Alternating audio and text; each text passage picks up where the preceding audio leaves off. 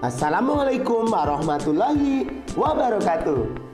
Halo, berjumpa lagi dengan Pak Trisno. Pak Trisno doakan yang menonton video ini bahagia dan sukses selalu. Baik, pada kegiatan hari ini kita akan belajar materi kelas 6, tema 6, subtema 1, pembelajaran 5 menuju masyarakat sejahtera. Let's go. Pada pembelajaran kali ini ada dua muatan pelajaran, yaitu IPA KD 3.2 atau 4.2 dan Bahasa Indonesia KD 3.7 atau 4.7. Ini dia materinya. Yang pertama, IPA KD 3.2 atau 4.2 menghadapi masa pubertas dengan kegiatan positif. Kita sudah pelajari bahwa pubertas itu adalah perubahan dari masa anak-anak menjadi dewasa. Ini biasanya terjadi pada masa remaja. Pada perempuan itu lebih cepat dibandingkan laki-laki, yaitu perempuan rentang usia 10-15 tahun, sedangkan laki-laki 12-16 tahun. Ciri-ciri pubertas pada laki-laki yaitu mengalami mimpi basah, ini secara primer. Pada perempuan secara primer yaitu mengalami menstruasi atau haid. Sedangkan ciri sekundernya atau secara fisik pada laki-laki tumbuh capun, tumbuh rambut pada ketiak dan sekitar kemaluan, tumbuh kumis dan jenggot, suara menjadi lebih berat atau besar, dada semakin bidang. Pada perempuan ciri fisiknya tumbuh payudara, tumbuh rambut pada ketiak dan sekitar kemaluan, pinggul membesar, suara menjadi lebih nyaring dan kulit menjadi lebih halus. Lalu, apa yang dapat kamu lakukan untuk lingkungan pada masa pubertas? Pada masa pubertas, hendaknya isilah hari-harimu dengan kegiatan yang positif. Apa kegiatan positif yang bisa dilakukan pada masa pubertas? Ayo cari tahu melalui gambar poster yang ada dalam pembelajaran ini. Ini adalah poster tips sukses pubertas.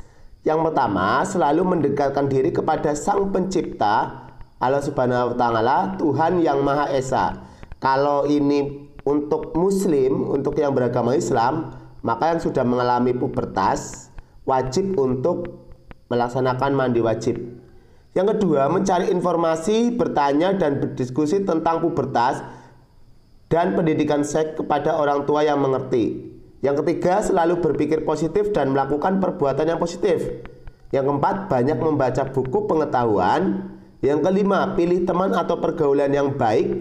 Dan yang keenam, kembangkan hobi dan bakatmu. Itu kegiatan positif yang bisa kita lakukan pada masa pubertas. Selanjutnya, Bahasa Indonesia KD 3.7 atau 4.7 memperkirakan isi teks berdasarkan kata kunci pada judulnya. Ini sudah sering sekali kita bahas pada pembelajaran sebelumnya. Contohnya, judul manfaat menanam pohon di sekitar rumah. Kata kuncinya manfaat menanam pohon, yang kedua di sekitar rumah. Perkiraan isi teksnya menjelaskan fungsi pohon, menjelaskan manfaat menanam pohon, dan menjelaskan manfaat menanam pohon di sekitar rumah. Ini ada contoh teks, judulnya Jadi Aktivis Peduli Lingkungan. Bocah ini kumpulkan 650 kg koran bekas. Kata kunci dari judul ini yaitu menjadi aktivitas peduli lingkungan dan mengumpulkan 650 kg koran bekas. Harusnya isi dari teks ini tentang seorang bocah yang mengumpulkan 650 kg koran bekas untuk menjadi aktivis peduli lingkungan. Kita lihat di paragraf pertama, yaitu ada seorang anak namanya Flavian Abesam, 11 tahun. Ini mengumpulkan lebih dari 650 kg koran bekas dan 60 telepon genggam untuk didaur ulang. Kalau kita lihat di paragraf pertama itu sudah sesuai dengan kata kunci dalam judul ya, menjelaskan ada 650 kg koran bekas. Dan ini adalah merupakan aktivitas peduli lingkungan dari kalangan anak-anak berusia 11 tahun.